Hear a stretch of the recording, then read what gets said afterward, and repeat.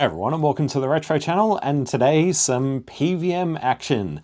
This is the Sony PVM-2010QM, one of the fairly early PVMs that Sony released. And while this thing works, I wouldn't exactly call it PVM quality, not with the image that we're seeing at the moment. Now, you do have to keep in mind that this particular model PVM has a more standard definition tube in it, so it's not a low dot pitch tube like the higher end model PVMs.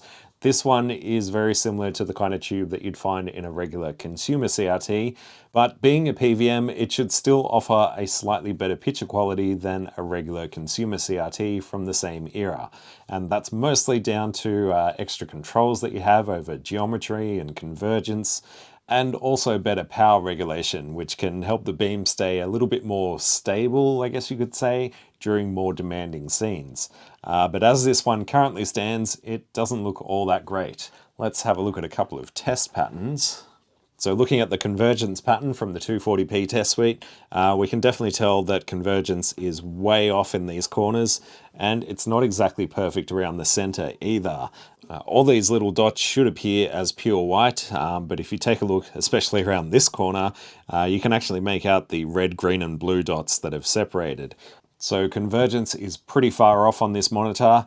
And the other thing that I've noticed that's a bit of an issue, especially if we boost up the contrast a little bit, you'll notice that as I change the contrast, the text on the 240p test suite up here sort of shrinks a little bit vertically, and we also get this sort of lump over this edge of the screen. So that could be down to poor power regulation, and potentially the one thing that people love to change when it comes to these things, capacitors. So while I'm not normally somebody who just throws capacitors at every problem, that is exactly what we're going to do today. Because I have a big old bunch of capacitors that I ordered off Mouser specifically to recap this monitor. Now, I'm not saying recapping this thing will solve all our issues. In fact, I highly doubt it'll do much for the convergence issue. I'm a little bit more hopeful on the, the boosted contrast, text shrinky stuff issue. Now, in general, I try and avoid blindly recapping something unless I know that particular system is prone to having bad caps, like the Sega Game Gear or even the Super Nintendo. But for things where, maybe one cap is known to go bad, like the original Xbox, then I'll only change out that single cap. Now, I do know a lot of people out there who just recap everything they see, and hey, that's perfectly fine if you've got the skills and motivation to do it, and also the money. But I try and avoid doing such things because there is a possibility that you could introduce new issues, or potentially, you could install the cap backwards or put the wrong value in there.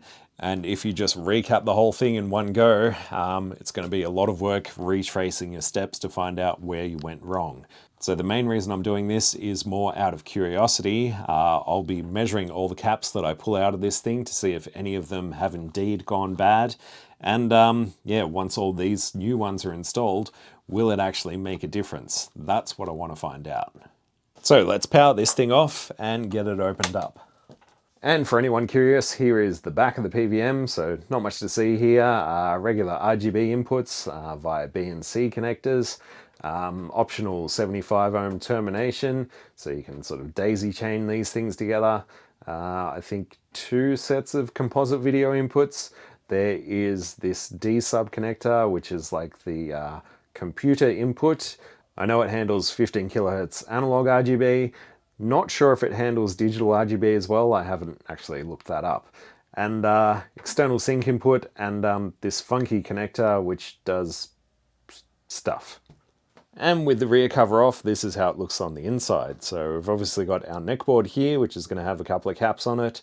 There's a power supply board down here, and then there is an extra power supply in this metal cage. So these will all get recapped, along with this board over this side, which is mostly the deflection stuff. There are 2 more boards over here, which mostly handle all the input side of things. And even if I change all these, I don't think it's going to have any obvious effect. You can also see there's a little board up the top here, and that is because this model doesn't have a service menu or anything. It's all manual controls, so plenty of controls for the RGB drive and cutoff up here, and I can see a whole bunch more little trim pots for deflection type stuff. So plenty of little trim pots to play with, but right now we're just focusing on the caps. Now, hopefully it goes without saying by now, but of course, be careful when working on a CRT because the tube itself can store a high voltage. Also, the larger capacitors can also store a voltage even after it's been powered off and unplugged. So if you don't know how to be safe working on one of these, I recommend just leaving it alone for someone who does. So the plan for this is to remove a board, take the caps out, measure them, stick the new caps in, test the CRT again to make sure it's still working and I haven't broken something else, and then move on to the next board and repeat. So I'm not going to bore you with that kind of stuff. We'll come back if we find anything interesting, or if there's nothing interesting, I'll see you when this thing is fully recapped. Alright, all the caps have been replaced, and to be perfectly honest, it wasn't all that exciting, which is why I'm just skipping over that part. I didn't find any leaking or bulging caps, and while I did sort of measure every cap that I took out of the board, and also measured all the ones that were going in, I didn't really find anything that was too far out of spec either. I only found 4 caps that I'd consider marginal just based on their current capacitance and their current ESR, and even then I doubt they would have really caused much of an issue in this monitor. Of course, I made a spreadsheet with all this information, and as you can see from the very few highlights in here, they were the only ones that I'd consider suspect. Take, for example, this Elna cap, which was supposed to be a 2200 microfarad, and I only measured 1770. That is pretty much at the bottom of the 20% tolerance, so it could still technically be considered good, but I'd say it's marginal. This one was at the rear of the D board, so the deflection board. So maybe this is going to make some sort of difference with the new cap. I'm yet to power this thing on and see what happens, so I guess we're about to find out. But before I do that, let's go over the other 3 smaller capacitors. So one of them was C808, a Nippon Chemicon cap. This one is actually a 1 microfarad bipolar cap. The ESI was a little higher than I'd expect for a 1 microfarad 50 volt cap, but being that it's bipolar, that could be perfectly normal for a capacitor of this age. The replacement one definitely has a lot lower ESR, so maybe that'll also help. But once again, I doubt it's going to make much of a difference, if at all. And the other 2 caps, there was one at C534, 0.47 microfarad, 50 volts. ESR was a little bit high on that one at 92 ohms. The replacement that went in was 13.6. And the last one, C559, it's supposed to be a 22 microfarad, 16 volt. It only read 16 microfarads. The one that went in is reading 20.6, so a lot closer to the 22 target. But for the most part, a lot of the original caps actually performed better than the ones that were replacing them. So take, for example, this one, 47 microfarad, measured at 47.6 with an ESR of 2.8 ohms. The replacement measured 45.3 at an ESR of 2.98. So the replacement is technically worse, and I did see that quite a bit with a lot of these capacitors. So the idea that all these caps must be bad because they're like 40 plus years old, I call bullshit on that one.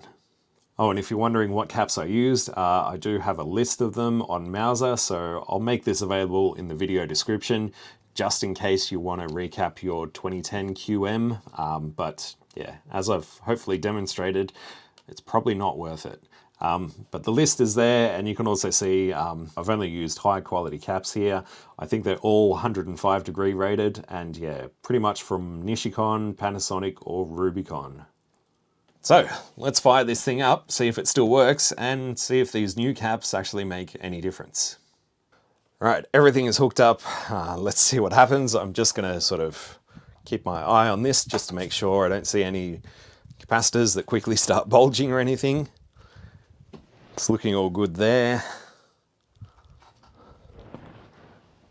Yep, we're getting an image.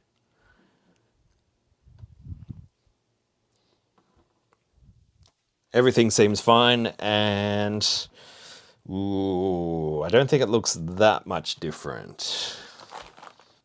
Let's have a look at convergence. Yeah, still pretty much the same. Definitely worse in this bottom corner and slightly better in this top corner, but overall convergence is definitely an issue on this thing still. I'm not too surprised about that one. And let's try this contrast adjustment, see what happens to this text up the top here. Yeah, it still kind of squeezes up a little bit as the contrast changes and also bulges out towards the side here.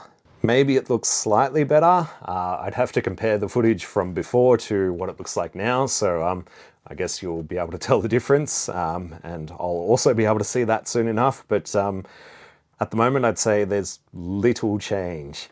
I can't say I'm too surprised. It is kind of disappointing. I'd hope for, like, you know, a silver bullet that would fix all the issues, but yeah, I can't say I'm that surprised that capacitors didn't really make much of a difference. Yeah, geometry isn't perfect. It looks like it's sort of bowing a little bit on this edge, and it's also slightly off-center horizontally and maybe vertically. Vertical actually looks pretty centered, but definitely horizontal could use a little tweak. I did spot a trim pot on the back of the board that should adjust horizontal centering, so let's poke around at that. Yeah, that's a little bit more centered. You can definitely see those convergence issues down in the corner here, pretty much all over the screen. So this thing needs a lot more adjustment before I'd be 100% happy with it. So there's still a bit more work to do on this PVM. I'd hope to get it looking better than this, but I'm not going to do that in this video. This was mainly just seeing if capacitors would make any real difference. So I guess look out for a future video where we'll try and tackle some of these geometry and convergence issues. Also might give the case a good cleanup. It looks like somebody sat it flat on its face and on a pretty rough surface, so it's all scratched up around here. So I'll try and touch that up as well. But I'm not going to do any of that in this video. Like I said, this was mainly just focusing on whether caps would make a difference.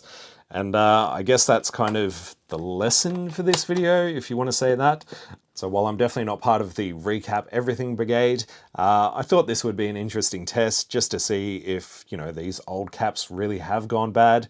I mean, given that it is, you know, a PVM, things get quite warm inside here, and, you know, old caps, excess heat, that could potentially cause issues. But yeah, after doing this, my mind hasn't changed. I would say only recap something if you know that a particular capacitor has gone bad, or if you know that that particular system or CRT or whatever it is known for having bad caps. Do your research first. I wouldn't just believe anyone who says, oh, those caps are 40 years old, so they're past their service life and they're going to burn down your house. Definitely question those people on why they believe such a thing, especially if they're trying to sell you a cap kit or some kind of recapping service. I'm not saying that caps don't go bad, they certainly do, but generally, if you just search online for whatever it is you're working on and, you know, do these have bad caps, chances are somebody has already figured that out and knows exactly which caps go bad and which ones you need to replace. I wouldn't just shotgun recap everything that I came across, especially after doing this. I do get asked from time to time if I offer some kind of recapping service, and my answer to that is always, what system are we talking about? Because chances are it's not going to be a capacitor problem, it's probably going to be something else. So yeah, I'm not saying you shouldn't recap anything at all. If you want to recap your stuff, go for it. But just be aware that you may not make any difference and you could potentially make things worse. And especially if you're paying someone to do it, question what their motivation is as well. I think that's it for this one. I've banged on long enough about that. So yeah, thank you all for watching. A huge thanks to the people that support the channel on Patreon. If you want to do the same, links to that are in the video description. You'll get ad-free early access to all these videos and also help me continue making videos like this one. Also discounts on the Tindy store too. So yeah, that is it from me. Thank you all for watching. Bye. Yeah, we've got some work to do.